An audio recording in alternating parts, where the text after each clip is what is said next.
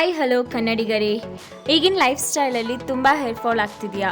Don't worry, ನಾವು bachelors ತುಂಬ simple ಆಗಿ ಪ್ರಿಪೇರ್ ಮಾಡಿರೋ ಹೋಮ್ ಮೇಡ್ ಹೇರ್ ಆಯಿಲ್ ಹೆಂಗೆ ಮಾಡೋದು ಅಂತ ನೋಡ್ಕೊಂಡು ಬರೋಣ ಬನ್ನಿ.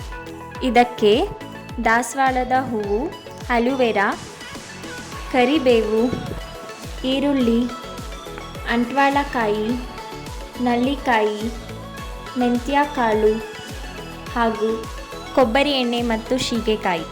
ಈಗ ಒಂದು ಪಾತ್ರೆಗೆ ಕೊಬ್ಬರಿ ಎಣ್ಣೆ ಹಾಕಿ ಅದನ್ನು ಬಿಸಿ ಮಾಡಿ, ನಂತರ ಅದಕ್ಕೆ ಮೆಂತ್ಯ, ಶೀಗೆಕಾಯಿ, ನೆಲ್ಲಿಕಾಯಿ, ಅಂಟುವಾಳ, ಈರುಳ್ಳಿ, ಕರಿಬೇವು, ಅಲುವೆರಾ ಜೊತೆಗೆ ದಾಸವಾಳದ ಎಲೆ ಹಾಕಿದ್ರೂ ಒಳ್ಳೆಯದೇ, ಲೈಕ್ ಆಯಿಲ್ ತುಂಬ ತಿಕ್ಕಾಗಿ ಬರುತ್ತೆ. ಮತ್ತು ದಾಸವಾಳದ ಹೂವನ್ನು ಸೇರಿಸಿ ಚೆನ್ನಾಗಿ ಮಿಕ್ಸ್ ಮಾಡಿಕೊಳ್ಳಿ. ಆಮೇಲೆ ಅದನ್ನು 15 to 20 ಮಿನಿಟ್ಸ್ ಕುದಿಸ್ಕೊಳ್ಬೇಕು. ಕಲರ್ ಚೇಂಜ್ ಆಗೋವರೆಗೂ ಕುದಿಸ್ಕೊಳ್ಬೇಕು. ನಂತರ ಅದು ತಣ್ಣಗಾದ ಮೇಲೆ ಅದನ್ನು ಫಿಲ್ಟ್ರ್ ಮಾಡ್ಕೊಳ್ಳಿ.